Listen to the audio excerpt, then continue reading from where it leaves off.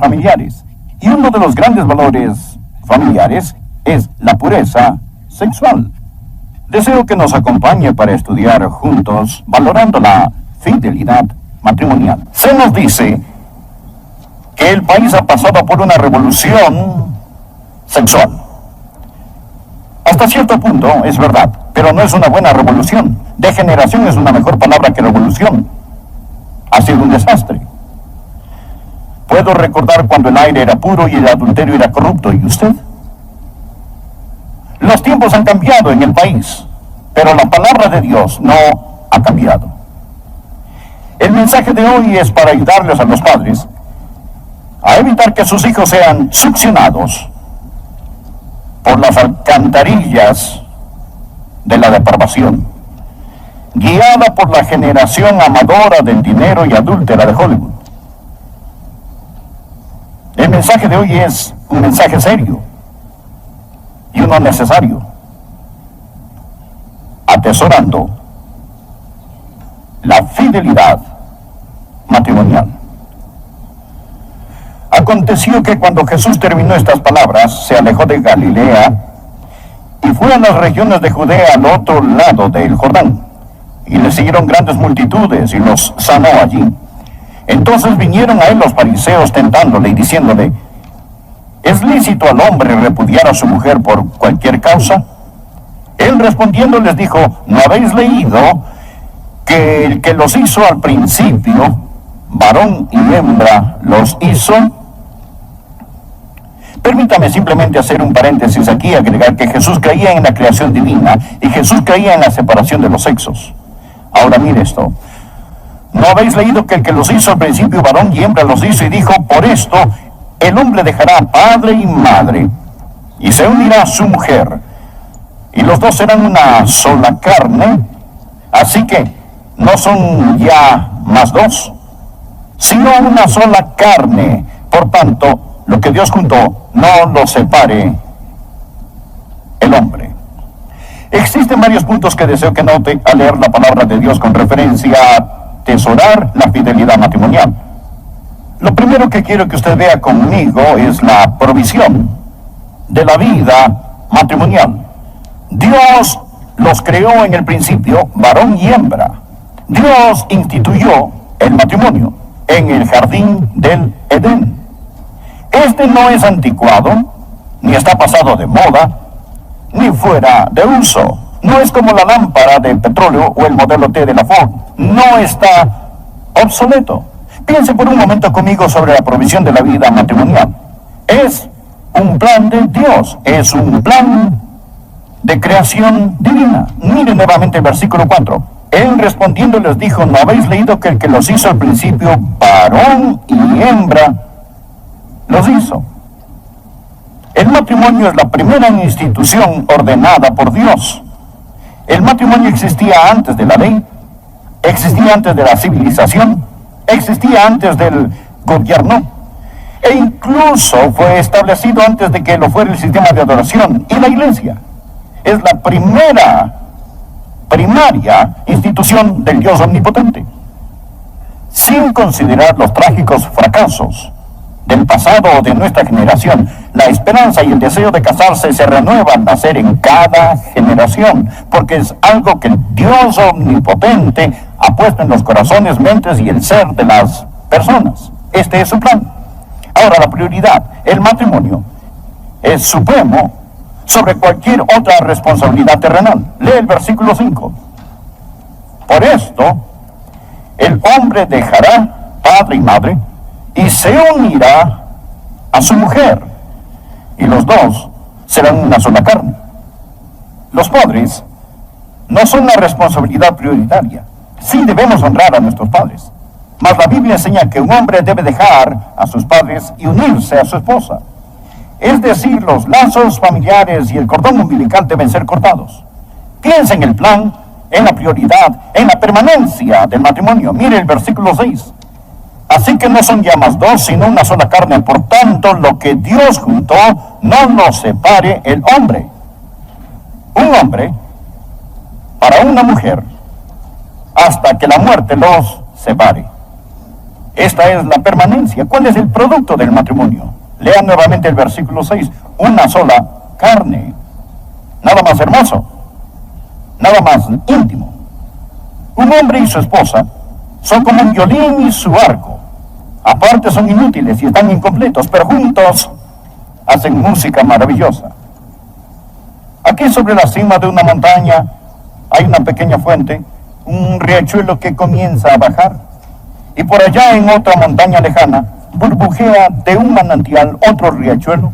Y estos empiezan a fluir río abajo, tomando todo tipo de rumbos en su trayectoria por un lado de la montaña. Y luego ambos se encuentran. Y sus aguas se entremezclan. Y entonces de ahí en adelante son un solo arroyo. Así es el matrimonio. Esto y esto forman una sola carne. Ahora, no crean que el santo matrimonio es una forma de castigo. Hablamos del matrimonio monógamo y algunos dicen matrimonio monótono. Piensan que esta es una sentencia. Pero amigos, los planes de Dios son para su bien y su bienestar. Dios lo ama, porque el sol y escudo es Jehová Dios. Gracia y gloria dará Jehová. No quitará el bien a los que andan en su integridad. Cuando Dios dice no, Él está diciendo no te lastimes a ti mismo. Cuando Dios dice sí, Él está diciendo quiero que seas feliz. A propósito, una nueva encuesta se ha realizado recientemente, autorizada por la Junta de Investigación Familiar, un grupo político a favor de la familia en Washington, D.C. Y esto es lo que descubrieron. Escuche esto. Las personas más probables en reportar que están muy satisfechas con su vida sexual son las casadas que firmemente creen que el sexo fuera del matrimonio es incorrecto. Escuche. Las personas quienes guardan las leyes de Dios en lo que concierne al sexo en general disfrutan más del sexo y el sexo más que los que quebrantan su ley. La encuesta muestra que el 72% de los matrimonios tradicionales, es decir, un hombre y una mujer hasta que la muerte los separe, 72% de matrimonios tradicionales reportan satisfacción sexual. Esto es un 31% más alto que los no casados no tradicionales. Escúcheme. Cuando Dios dice en sus 10 santos mandamientos, no cometerás adulterio, y cuando Dios dice en la epístola, huid de la fornicación, Dios no está tratando de alejarlo del sexo. Dios está guardándolo para usted. ¿Lo ha entendido? El sexo es un regalo hermoso y maravilloso de Dios. Es uno de sus regalos más extraordinarios y amorosos. Por ello, cuando Dios dice, no cometerás adulterio, es porque el matrimonio es tan espléndido que Dios no quiere que usted lo adultere. Si tuviera un Rembrandt o un Van Gogh, de seguro que usted no lo tendría colgado en la pared de su sala. Debería guardarlo en una caja de seguridad. Dios ha protegido el sexo porque es intrínsecamente hermoso y maravilloso. Y cuando Dios nos dice no, Él no está siendo negativo en lo que concierne a la vida sexual. De hecho, Él es muy positivo en cuanto al sexo legítimo. El sexo es como el césped de su jardín, es hermoso allí, pero tome una pala llena de este y póngalo en el piso de su sala y es solo tierra. En su lugar es apropiado, fuera de su lugar es incorrecto. Esto nos trae al segundo punto. Primeramente le he hablado de la provisión de la vida matrimonial. ¿No habéis leído que el que los hizo al principio, varón y hembra, los hizo? Ahora quiero hablarle de la polución de la vida matrimonial. Miren los versículos del 7 al 9. Le dijeron, ¿por qué pues mandó Moisés dar carta de divorcio y repudiarla? Él les dijo, por la dureza de vuestro corazón Moisés os permitió repudiar a vuestras mujeres. Mas al principio no fue así. Y yo os digo que cualquiera que repudia a su mujer salvo por causa de fornicación, esta palabra significa inmoralidad sexual, y se casa con otra, adultera. Y el que se casa con la repudiada, adultera. ¿Qué está diciendo el Señor? Él dice que el adulterio es un pecado que contamina la vida matrimonial. El adulterar significa ser impuro. Y nuevamente, Dios no quiere que usted haga impuro algo que es tan puro y tan maravilloso. El adulterio es un pecado contra sí mismo. El adulterio es un pecado contra el hogar. Escúcheme. Las vidas de niños inocentes están siendo destrozadas cada año por el adulterio.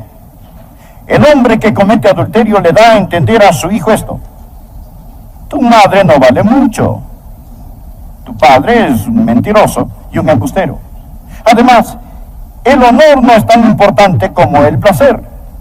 De hecho, hijo mío, mi propia satisfacción es más importante que tú. Esto es lo que le da a entender a sus hijos cuando usted adultera. El matrimonio monógamo, un hombre y una mujer, fue dado por Dios, el Creador, para la protección y el desarrollo de las más profundas necesidades psicológicas, físicas y espirituales de la humanidad. La fidelidad matrimonial es la goma que mantiene a la familia unida, y esta es el núcleo de la sociedad. La familia ha sido establecida para proveer amor, cuidado físico, desarrollo social y espiritual de los niños. La fidelidad matrimonial es la goma que mantiene la unidad conyugal. Ahora puede entender por qué Satanás ha apuntado sus lanzas llameantes contra el hogar, utilizando la inmoralidad sexual. Tercero, si es un miembro de esta iglesia y comete adulterio, usted peca contra mí y contra cada miembro, porque estamos en esto juntos. Primera de Corintios 3, versículo 16. ¿No sabéis que sois templo de Dios y que el Espíritu de Dios mora en vosotros?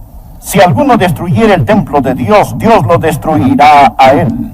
Estamos en esto juntos. El contexto de este versículo habla de la inmoralidad, y Pablo nos dice: ¿cómo puedes cometer inmoralidad y pecar contra el cuerpo de Cristo? El adulterio es un pecado contra la iglesia. El adulterio es un pecado contra la nación. Adulterar es un acto de traición. Lastima a todos. Escuche Proverbios 13, versículo 34. La justicia engrandece a la nación, mas el pecado es afrenta de las naciones. Escuche este versículo.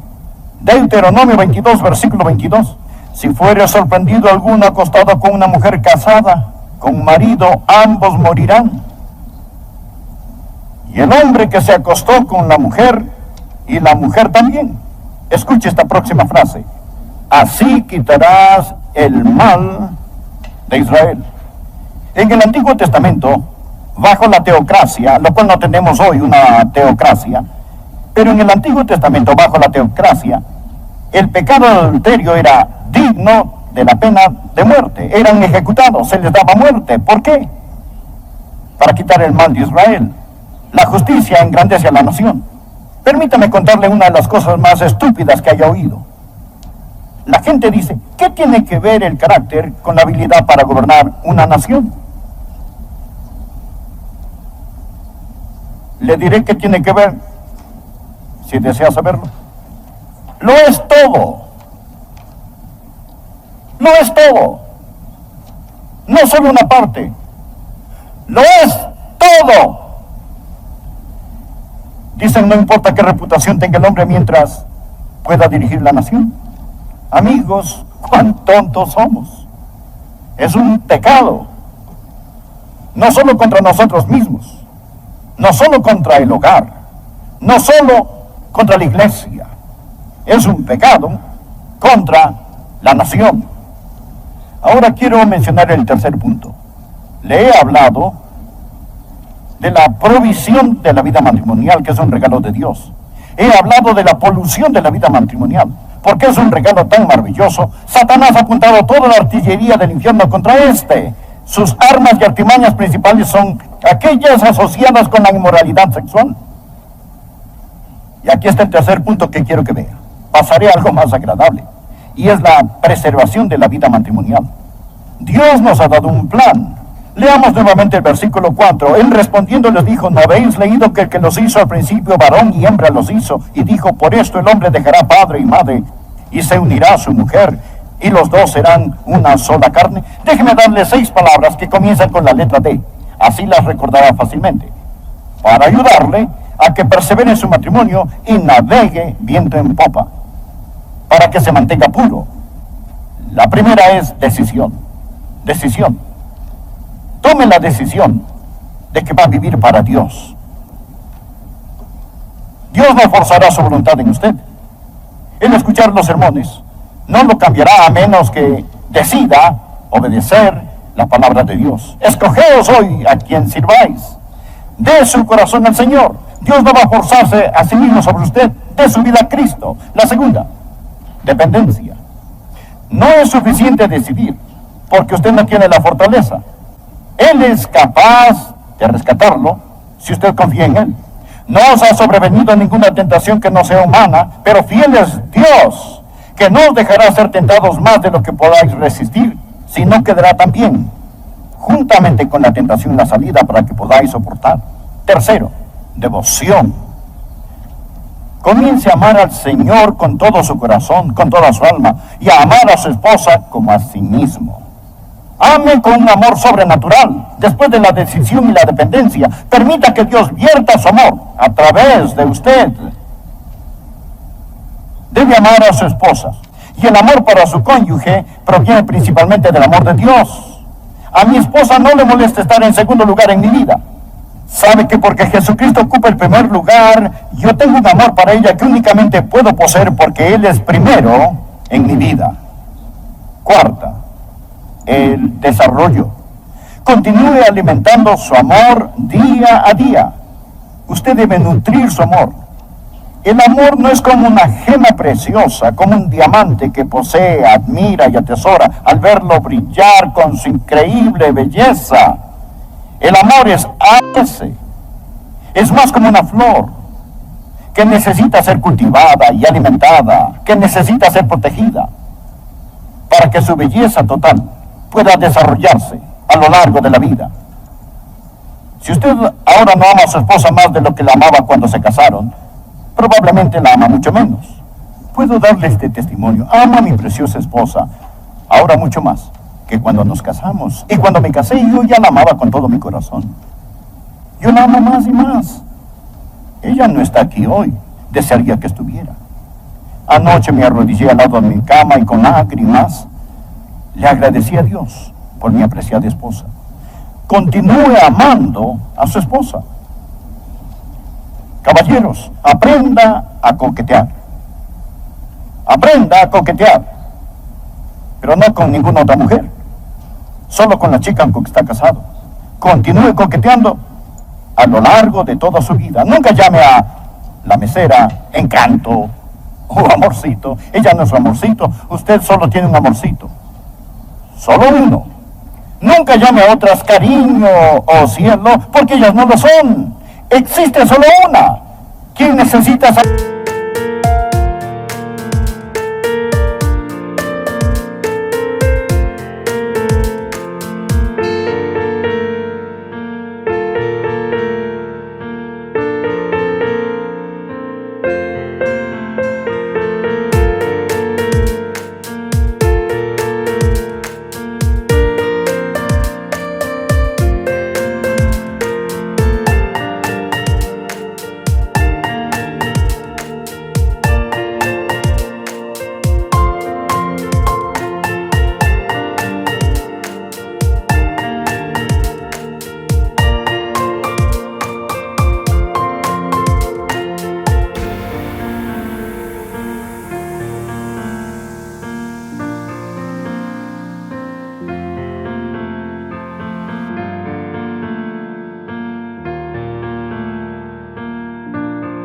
A ver, sin lugar a dudas, que ella es su amor, que ella es su cielo, que es la número uno.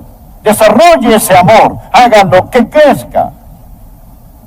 La próxima es disciplina. Disciplina. Proteja su compañía. 27 veces en el Nuevo Testamento se nos dice, huid de la fornicación. No ande en malas compañías. No mire basura. Usted no pondría basura en su boca. ¿Por qué pone basura en su mente? Cuando estaba en la universidad, tenía en mi escritorio una placa que decía, el que no quiere caerse no debe caminar por lugares resbaladizos. Manténgase limpio, manténgase puro, tenga cuidado con lo que pone frente a sus ojos. Debe haber disciplina.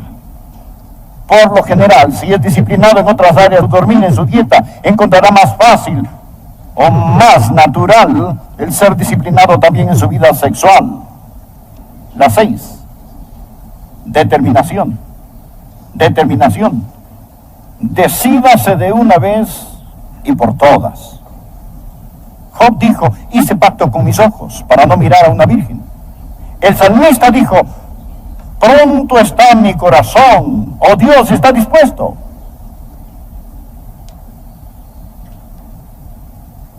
Completamente determinado. ¿Sabe? Cuando viajo y me hospedo en un hotel o en algún lado, no tengo que tomar la decisión si voy o no a ver pornografía.